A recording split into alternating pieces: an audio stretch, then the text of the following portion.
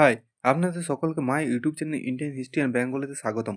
আজকে আমরা আলোচনা করব পশ্চিমবঙ্গ পুলিশ কনস্টেবল বা ডাব্লিউপি কনস্টেবল ইন্টারভিউ বোর্ডের যে মেম্বাররা মূলত প্রার্থীরা আত্মবিশ্বাস এবং উপস্থিত বুদ্ধি এবং মানসিকতা যাচাই করার জন্য বারবার যে জিজ্ঞাসা করা কিছু প্রশ্নকে নিয়ে এবং আদর্শগত তার উত্তরকে নিয়ে আলোচনা করা হবে।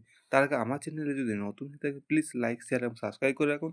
পাশের বেল আইকনটি প্রেস করে রাখুন। যখনই কোনো নতুন ভিডিও আপলোড করব সবার আগে যেন আপনাদের কাছে পৌঁছে যায়। ওকে, শুরু করা যাক আজকে ক্লাস। প্রথম প্রশ্ন, আপনার নিজের সম্পর্কে কিছু বলুন। কিভাবে বলবেন? প্রথমে আপনার নাম, বাবার নাম, তারপর আপনি কোন জেলা বা থানা থেকে এসেছেন সেটা বলবেন। এরপর আপনার শিক্ষাগত যোগ্যতা, শেষ ডিগ্রি যেটা সেটা বলবেন এবং কোন বিষয়ে দক্ষতা বা স শখ থাকলে সেই সম্পর্কে বলুন। যেমন নমুনা হিসেবে বলা যায়, নমস্কার স্যার বা ম্যাডাম, আমার নাম আকাশ কর্মকার। আমার বাড়ি বাঁকুড়া জেলার তালডাংরা থানার অন্তর্গত। আমি ইতিহাস বিষয়ে স্নাতক পাস করেছি। পড়াশোনার পাশাপাশি আমি শারীরিক চর্চা করতে এবং ঐতিহাসিক বই পড়তে ভালোবাসি। ২ নম্বর প্রশ্ন, আপনার নামের অর্থ কী? সেক্ষেত্রে আপনার উত্তর হবে, আপনার নামের সঠিক উত্তর সঠিক অর্থটি আগে জেনে নেবেন বা জেনে যাবেন এবং আপনার নামের সাথে কোনো বিখ্যাত ব্যক্তির যদি নাম জড়িত থাকে তার সম্পর্কে ২-৩ লাইন জেনে রাখবেন। পরবর্তী প্রশ্ন, আপনার সবলতা অর্থাৎ ভালো দিক এবং দুর্বলতার দিক কী? সেক্ষেত্রে আপনার ভালো দিকগুলি হলো, স্যার আমি যে কোনো পরিস্থিতিতে নিজেকে মানিয়ে নিতে পারি এবং আমি খুব পরিশ্রমী। দুর্বলতার দিক, এমন কোনো দুর্বলতা বলবেন না যা পুলিশের কাজের ক্ষতি করে, যেমন খুব রাগ বা অলসতা। সে উত্তর হবে, স্যার আমি কোনো কাজ শেষ না হওয়া পর্যন্ত শাস্তি পাই না। অনেক সময় এর ফলে নিজের শরীরের যত্ন নেওয়া হয় না। এটি ছিল সে উত্তর। পুলিশ ডিপার্টমেন্ট সংক্রান্ত প্রশ্ন, যেমন আপনি কেন পুলিশ হতে চান? সেক্ষেত্রে আপনার উত্তর হবে, স্যার পুলিশ হওয়া আমার ছোটবেলার স্বপ্ন। এটি এমন একটি পেশা যেখানে আমি সরাসরি সাধারণ মানুষের সেবা করতে পারবো এবং দেশের আইন শৃঙ্খলা রক্ষায় অবদান রাখতে পারবো। এছাড়া এটি একটি সম্মানজনক এবং নিশ্চিত পেশা যা আমাকে আর্থিকভাবে স্বাবলম্বী করবে। পরবর্তী প্রশ্ন, এফআইআর এবং জিডি এর মধ্যে পার্থক্য কী? এফআইআর এর ফুল নাম হলো ফার্স্ট ইনফরমেশন রিপোর্ট, অর্থাৎ কোনো বড় অপরাধ করলে, যেমন মার্ডার, খুন, ডাকাতি ঘটলে পুলিশ যে লিখিত অভিযোগ দায়ের করে তা তদন্ত করে তাকে বলে এফআইআর। আর দ্বিতীয়, জিডি জেনারেল ডায়েরি, কোনো ছোটোখাটো ঘটনা বা কোনো জিনিসের হারিয়ে গেলে, যেমন মোবাইল, ডকুমেন্ট, থানায় যে সাধারণ ডায়েরি করা হয় তাকে জিডি বলে। পরবর্তী প্রশ্ন, পুলিশের পদে ক্রম নিচ থেকে উপরে বলুন। সেক্ষেত্রে উত্তর হবে, প্রথমে কনস্টেবল, তারপরে এএসআই, তারপরে আছে এসআই, তারপরে ইন্সপেক্টর, তারপরে ডিএসপি, তারপরে আছে এডিশনাল এসপি, তারপরে এসপি, এরপর আছে ডিআইজি, তারপরে আইজি, তারপরে এডিজি, তার সবার শেষে আছে কি ডিজিপি। পরবর্তী প্রশ্ন, পশ্চিমবঙ্গের বর্তমান পুলিশ মন্ত্রী কে? এক্ষেত্রে উত্তর হবে, পশ্চিমবঙ্গের বর্তমান পুলিশ মন্ত্রী হলেন মাননীয় মুখ্যমন্ত্রী মমতা বন্দ্যোপাধ্যায়। তিনি স্বরাষ্ট্র স্বরাষ্ট্র ও পার্বত্য বিষয়ক দপ্তরের দায়িত্বে আছেন। শিক্ষাগত যোগ্যতা এবং পরিস্থিতি ভিত্তিক প্রশ্ন, যেমন প্রথম প্রশ্ন, আপনি গ্র্যাজুয়েট, তবু কনস্টেবল পদে কেন যোগ দিতে চান? সেক্ষেত্রে উত্তর হবে, স্যার, কোনো কাজেই ছোট নয়।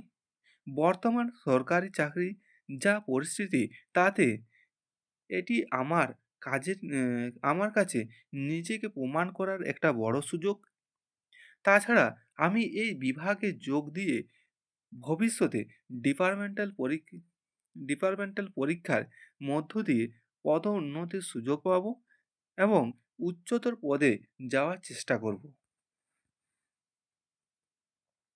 পরবর্তী প্রশ্ন, ডিউটি চলাকালীন কোনো রাজনৈতিক নেতা আপনাকে বেআইনি কাজ করতে বললেন, আপনি কি করবেন? সেক্ষেত্রে আপনার উত্তর হবে, স্যার, আমি প্রথমে তাকে বিনতিভাবে বোঝাবো যে আইনত এই কাজটি আমি করতে পারি না। তিনি যদি জোর করেন, তবে আমি আমার ঊর্ধ্বতন অধিকারীকে বিষয়টি জানাবো এবং তার নির্দেশ মেনে চলব। তবে কোনো পরিস্থিতিতে আমি আইনের বাইরে যাব না। পরবর্তী প্রশ্ন, আপনি ঘুষ নেওয়া সম্পর্কে কি মনে করেন? সেক্ষেত্রে উত্তর হবে, স্যার, ঘুষ নেওয়া বা দেওয়া দুটোই আইনত অপরাধী, আইনত দণ্ডনীয় অপরাধ। আমি মনে করি সততার সাথে ডিউটি পালন করাই পুলিশের ধর্ম। তাই আমি কখনোই এই অনৈতিক কাজের সাথে যুক্ত হব না। জেলা ও সাধারণ জ্ঞান সম্পর্কে কিছু প্রশ্ন। প্রথম প্রশ্ন, আপনার জেলার পুলিশ সুপার ওঠার এসপি এবং জেলা শাসকের নাম কি? জেলা শাসক ওঠার ডিএম এর নাম কি? এক্ষেত্রে আপনি যখন ইন্টারভিউ দিতে যাওয়ার দিনে সকালে অবশ্যই এটা চেক করে যাবেন, যে কারণ প্রশাসনিক রদবদল হতে পারে। পরবর্তী প্রশ্ন, আপনার জেলাটি কিসের জন্য বিখ্যাত? যদি আপনার বাড়ি বাঁকুড়া জেলায় হয়, সেক্ষেত্রে বলবেন টেরাকোটা শিল্প, বিষ্ণুপুর মন্দির, শুশুনিয়ার পাহাড় ইত্যাদি সম্পর্কে ভালো করে জেনে যাবেন।